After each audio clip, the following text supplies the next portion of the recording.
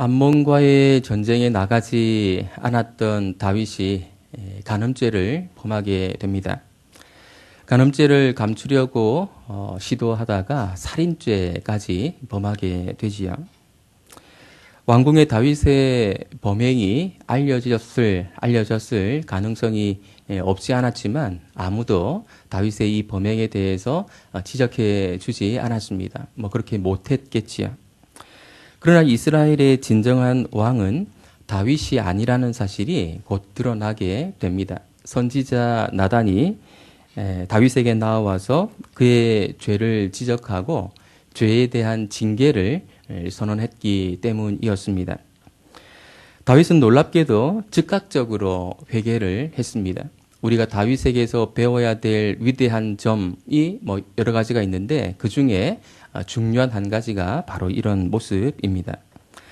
그러나 나단은 그와 밧세바 사이에서 태어나게 될 아이가 반드시 죽을 것이다 라는 사실을 예고하고는 집으로 돌아갑니다.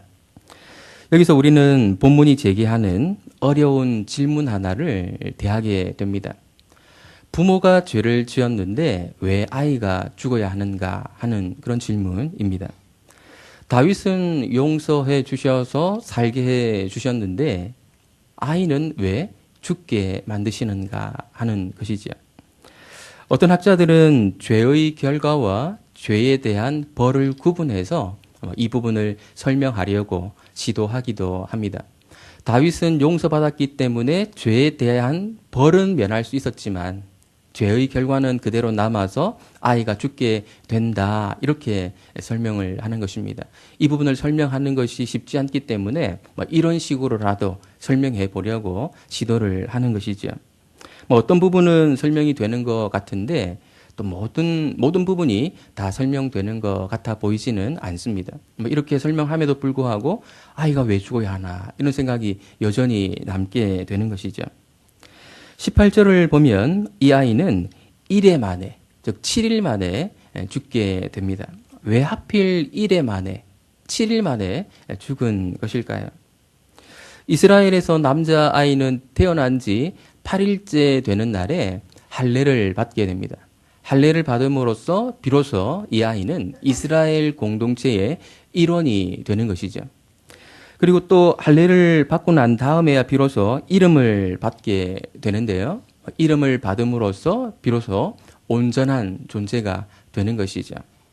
그러니까 아이가 7일 만에 죽었다고 하는 것은 이스라엘 공동체의 정식 일원이 되기 전에 죽은 것이 되고 온전한 존재로 인정받기 전에 죽은 셈이 되는 것입니다. 우리는 이 아이가 커서 어떤 존재가 될지 잘 모릅니다. 냉정하게 말하면 좋은 인물이 될 수도 있지만 그렇지 않은 인물이 될 수도 있는 것이죠. 좋은 인물이 된다, 그렇지 않다를 퍼센트로 말한다면 반반이라고 냉정하게 말할 수 있을 것입니다. 이 땅에 태어나 살아간다고 하는 것이 행복할 것이라는, 그리고 반드시 선한 삶을 살게 될 것이라는 어떤 보장도 없습니다. 이 아이가 자란 후에 부모의 죄로 인해서 자신이 이 땅에 태어나게 되었다라는 사실을 알게 된다면 또 엄청난 혼란에 빠지게 될 것도 우리는 예상해 볼 수 있습니다. 아이가 죽은 것이 아이에게 반드시 나쁜 일이었다 그렇게 말하기는 좀 곤란하지 않는가 하는 것을 제가 말씀드리고 있는 것입니다. 물론 아이의 부모에게는 큰 고통일 수 있겠지요. 그렇지만 이 부모가 죄를 지었다면, 죄를 지어서 이 아이를 낳은 것이라면 결국 그들의 죄로 인해서 그들이 고통받는 것이다 이렇게 볼 수도 있는 것이죠. 예수님은 가룟 유다에게 차라리 태어나지 아니하였더라면 제게 좋을 뻔하였느니라 이렇게 말씀하신 적이 있습니다. 아주 잔인하게 들릴 수도 있지만 태어나지 않는 것이 자기에게 더 좋을 수도 있는 그런 사람이 있을 수도 있다라고 볼 수 있는 것이죠. 물론 이 아이가 커가면서 이 모든 문제를 다 극복해 나가면서 훌륭한 인물이 될 수 있는 그런 가능성도 여전히 있습니다. 그래서 이 문제는 참으로 설명하기 어려운 것이 사실입니다. 왜 부모의 죄 때문에 아이가 죽어야 했는가? 뭐 어느 정도 설명을 시도할 수는 있지만 뭐 모든 것을 완벽하게 시도하기는 어려워 보입니다. 그런데 성경 본문은 이 문제에 대해서 별로 관심을 갖고 있지 않습니다. 본문이 관심을 갖게 만드는 것은 아이가 왜 죽었는가 하는 것이 아니라 이 아이의 죽음에 대한 다윗의 태도입니다. 성경이 여기에 관심을 갖게 만들기 때문에 우리도 성경의 인도를 따라서 여기에 관심을 가져야 될 것입니다. 다윗이 이 아이의 죽음에 대해서 어떤 태도를, 어떤 모습을 보이고 있는가, 그것을 잘 관찰해 보는 것입니다.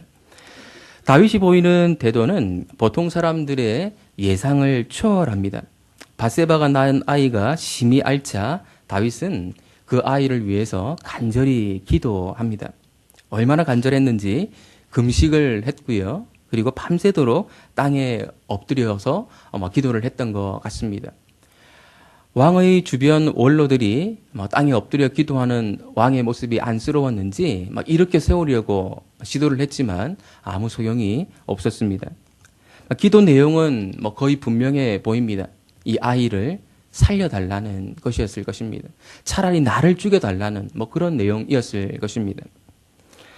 하나님은 나단을 통해서 아이가 반드시 죽을 것이다 이렇게 말씀하시지 않았습니까? 하나님께서 반드시 죽을 것이다 라고 말씀하셨으면 아이가 죽을 것으로 예상을 하고 거기에 합당하게 기도를 하는 것이 옳아 보이는데 다윗은 그렇지 않고 마치 하나님께 반항하는 듯한 그런 모습으로 살려달라고 기도하고 있는 것이죠. 이것은 하나님께 반항하는 것이 아닙니까? 이래 만에 아이가 죽습니다.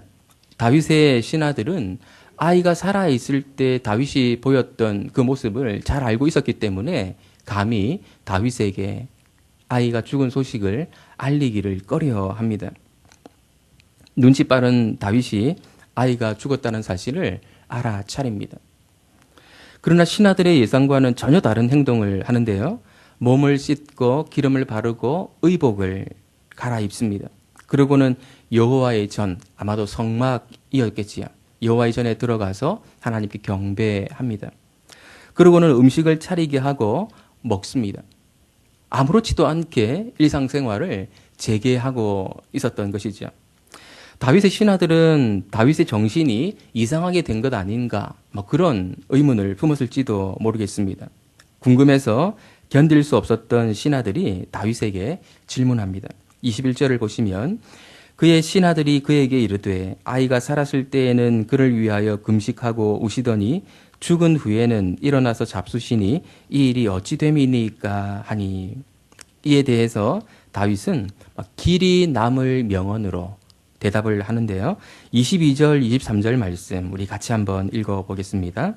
이르되 아이가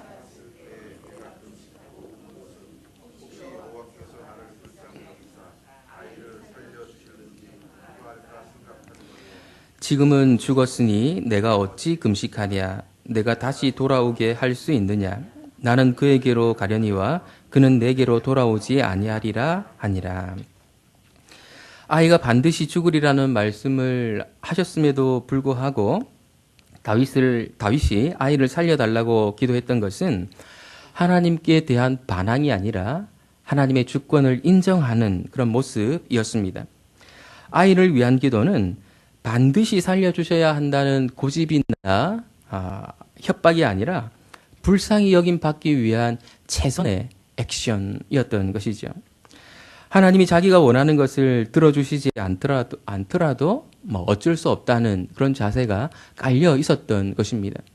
혹시라는 말에서 우리는 그 자세를 볼 수 있습니다.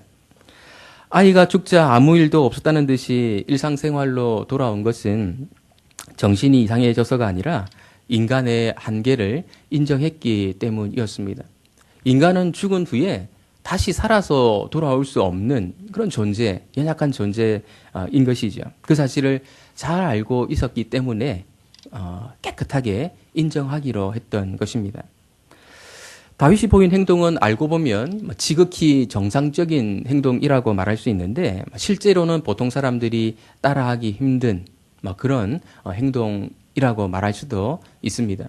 보통 사람들은 눈물을 흘릴 때와 눈물을 거둘 때를 잘 구별하지 못하거든요.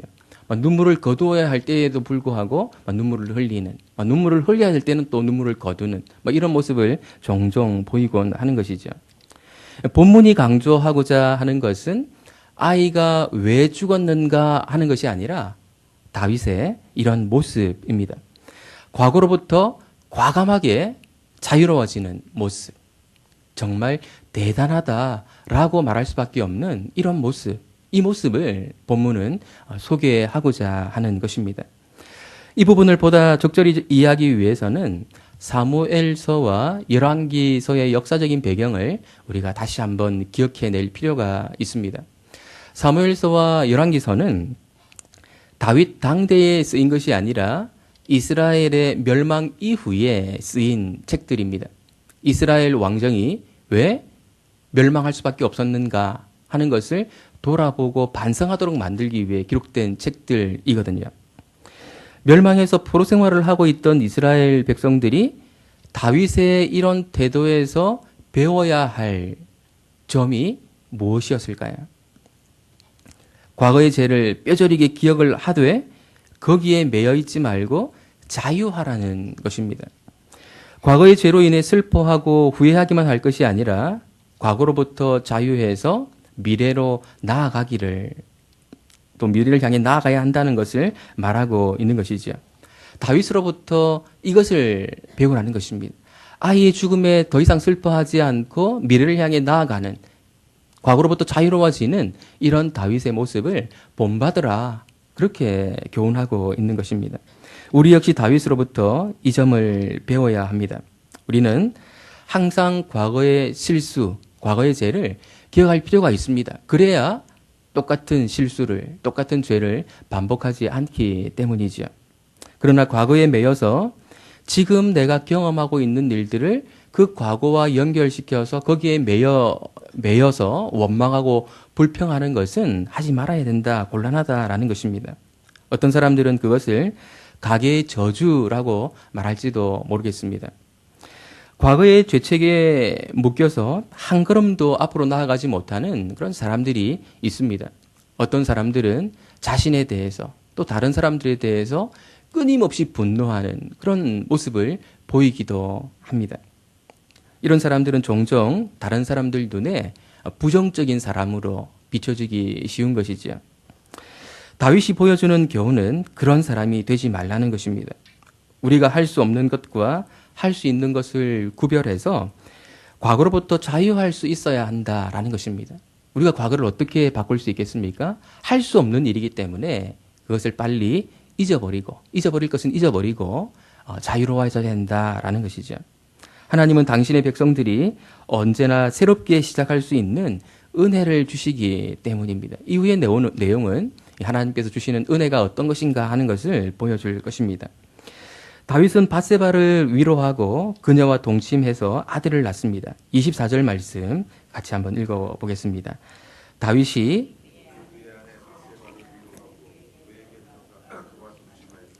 그가 아들을 낳음에 그의 이름을 솔로몬이라 하니라. 여호와께서 그를 사랑하사. 여기에 자세히 살펴봐야 할 표현이 있는데요. 다윗이 그의 아내 밧세바를 이라는 표현입니다. 밧세바가 처음으로 다윗의 아내로 소개되고 있는 구절이 바로 여기입니다. 오늘 본문의 시작절인 15절만 보더라도 밧세바는 우리아의 아내로 소개되었습니다. 밧세바는 정식으로 다윗의 아내가 되었고 적법하게 다윗의 아이를 낳게 되었다는 말입니다. 그 아이는 다윗의 대를 이어 왕이 될 솔로몬이었습니다. 그리고 하나님은 나단 선지자를 다윗에게 보내셔서 그에게 여디디아라고 하는 아름다운 별명을 붙여주게 하셨습니다. 솔로몬은 평강을 뜻하는 샬롬에서 온 말로 평안이라는 뜻입니다. 불행하게 시작된 두 사람 사이에 하나님께서 이제 평안을 주셨다라는 그런 의미에서 이런 솔로몬이라고 하는 이름을 아이에게 붙여 주었을 것입니다. 하나님은 이 가정이 새롭게 시작할 수 있도록 은혜를 주신 것입니다. 아이를 죽게 하셨지만 새로운 아이를 주셔서 그 가정이 회복되게, 새롭게 출발할 수 있게 만들어 주신 것이지요. 이 사실을 분명하게 하기 위해서 굳이 나단 선지자를 보내셔서 여디디아라고 하는 이름을 그에게 알게 해 주신 것입니다. 이어지는 이야기, 남은 이야기는 암몬과의 전쟁 이야기입니다. 요압이 암몬 자손의 수도인 랍바를 거의 점령하고 다윗을 초청하는 그런 내용입니다. 만약에 그가 랍바성을 점령하게 되면 자신의 이름으로 그 전쟁의 승리가 이루어졌다는 사실을 이루어졌다고 알려지게 될까봐 그것이 두려워서 다윗을 초청하게 되는 것이죠. 다윗은 랍바로 가서 그 성을 점령을 합니다. 그리고 노약물을 취하고 암몬 족속을 노예로 삼습니다. 아마도 그가 취한 노약물 그리고 그 노예들은 후에 솔로몬이 성전을 건축하는 일에 사용되게 될 것입니다. 다윗이 암몬의 랍바를 점령했다고 하는 이 이야기는 시간 순서로 볼 때 훨씬 앞에 언급되었어야 할 이야기입니다. 11장 1절 말씀 우리 같이 한번 읽어보겠습니다. 그 해가 돌아와 왕들이 출전할 때가 되매 다윗이 요압과 그에게 있는 그의 부하들과 온 이스라엘 군대를 보내니 그들이 암몬 자손을 멸하고 랍바를 에워쌌고 다윗은 예루살렘에 그대로 있더라. 그러니까 11장 1절 뒤에 바로 12장 26절로 연결되었어야 했는데 그 사이에 밧세바 사건이 일어난 것이죠. 그래서 11장 1절에서 12장 26절로 바로 넘어오지 못하고 중간에 밧세바 사건에 관한 긴 이야기가 들어있는 것입니다. 본문이 말하려고 하는 것이 무엇인가 하면 밧세바 사건이 일어난 것은 사실이지만 과거로부터 자유한 다윗의 일상은 언제 그랬냐는 듯이 새롭게 시작하고 있다는 것입니다. 다윗은 왕으로서 또 다른 나라를 정복하는 일에 뛰어들어서 그 일을 왕으로서 감당해 나가고 있다는 것이죠. 혹시 나는 과거에 매여 있지 않습니까? 과거의 잘못, 실수, 죄에 빠져서 앞으로 나아가지 못하고 원망하고 불평하고 후회하는 그런 자리에 여전히 머물러 있지는 않습니까? 어쩌면 어느 정도는 탈피했는데 어느 부분은 거기에 여전히 남아서 매여 있는 그런 모습을 발견하지는 않습니까? 하나님의 주권과 인간의 한계를 인정한 다윗은 과거로부터 자유로워질 수 있었습니다. 과거로부터 자유로워질 수 있기 위해서는 정말로 하나님의 주권을 인정해야 하고 그리고 정말로 인간의 한계를 인식할 수 있어야 가능합니다. 우리의 과거가 아무리 추하더라도 다윗처럼 자유로워지는 길을 선택해야 할 것이고 또 그럴 수 있습니다. 이것은 죄를 아무렇지 않게 생각해도 된다는 그런 말은 아닙니다. 13장 이후에 나오는 내용을 보게 되면 죄의 결과가 얼마나 무서운가 하는 것을 보게 됩니다. 아들이 아버지의 죄를 본받는 그런 모습을 다윗이 보게 될 것입니다. 아마도 그 모습들을 보면서 죄가 무섭구나, 죄의 결과가 여전히 남아있구나 이런 것을 깨달았을지도 모르겠습니다. 과거로부터 자유로워진다고 하는 것은 하나님께서 새로운 은혜를 주신다는 사실을 믿고 받아들이는 것입니다. 물론 과거의 잘못 때문에 감수해야 할 부분은 있을 수 있습니다. 감수해야죠. 그럼에도 불구하고 앞으로 미래를 향해 나아가야 합니다. 하나님은 우리에게 새로운 은혜를 예배해 놓으셔서 그 자리에서부터 거기서부터 새롭게 출발하기를 원하고 계시기 때문입니다. 하나님의 백성은 하나님의 은혜 때문에 그 있는 자리에서부터 새로워질 수 있는 사람들이라는 사실을 기억하고 살아가시는 저와 여러분들 되시기를 예수님의 이름으로 축원드립니다. 기도하겠습니다. 하나님 아버지,